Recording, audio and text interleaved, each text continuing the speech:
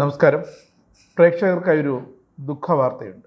മഞ്ഞുപാളികൾക്കിടയിലെ അമരസ്മരണയുമായി സിയാച്ചിനിൽ നമ്മുടെ 3 ധീര ജവാന്മാർ വീരമൃത്യു വരിച്ചിരിക്കുന്നു. ലോകത്തിൻ്റെ നെറുകയിൽ ശ്വാസം പോലും ഐസായി മാറുന്ന സിയാച്ചിൻ്റെ വെള്ളി വെളിച്ചത്തിൽ ഭാരതത്തിൻ്റെ കാവൽപ്പുരകൾ, കാറ്റിൽ പറക്കുന്ന ദേശീയ പതാക ഒക്കെ ഇന്ന് നിശബ്ദമാണ്. മഞ്ഞു പുതച്ച ആ മലനിരകളിൽ മാതൃഭൂമിക്ക് കാവൽ നിന്ന 3 ധീരപുത്രന്മാർ: മോഹിത് കുമാർ, നീരജ് കുമാർ ചൗധരി, ദാഭി രാകേഷ് ദേവ്ഭായ്. ഇവർ രാജ്യത്തിൻ്റെ അതിർത്തി കാക്കുന്നതിനിടെ വീരമൃത്യു വരിച്ചിരിക്കുന്നു.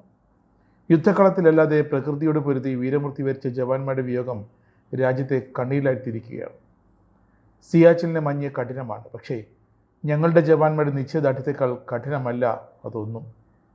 ഈ സൈനിക വചനം അനർത്ഥമാക്കിയാണ് ഈ 3 ധീര ജവാന്മാരും വീരമൃത്യു വരിച്ച് വിടവാങ്ങിയത്.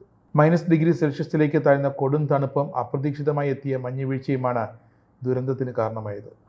സമുദ്രനിരപ്പിൽ നിന്ന് ആയിരക്കണക്കിന് അടി ഉയരത്തിൽ ശ്വാസം നിലയ്ക്കുന്ന തണുപ്പത്ത് തളരാത്ത വീര്യത്തോടെ ഓക്സിജൻ പോലും അപൂർവമായ ഈ മേഖലയിൽ അവർ തോക്കുകൾ മുറുകെ പിടിച്ചു നിന്നിരുന്നത് കോടിക്കണക്കിന് ഭാരതീയരുടെ സമാധാനത്തിന് വേണ്ടിയായിരുന്നു.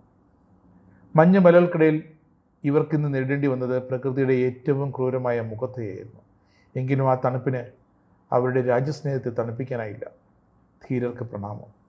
മോഹിത് കുമാർ, നീരജ് കുമാർ ചൗധരി, ദാഭി രാകേഷ് ദേവ്ഭായ് എന്നിവരുടെ ഭൗതിക ദേഹങ്ങൾ സൈനിക ബഹുമതികളോടെ ജന്മനാട്ടിലേക്ക് എത്തിക്കും.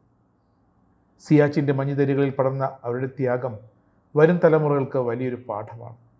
സ്വാതന്ത്ര്യം എന്നത് അനുഭവിക്കുന്നത് കോടിക്കണക്കിന് ഭാരതപുത്രന്മാരാണെങ്കിൽ അത് കാത്തു സൂക്ഷിക്കുന്നത് ഇത്തരം ധീര ജവാന്മാരുടെ ജീവത്യാഗങ്ങളുടെയാണെന്ന വലിയൊരു പാഠം. ഈ ധീരന്മാർക്ക് ഭാരതത്തിൻ്റെ 1000 പ്രണാമം.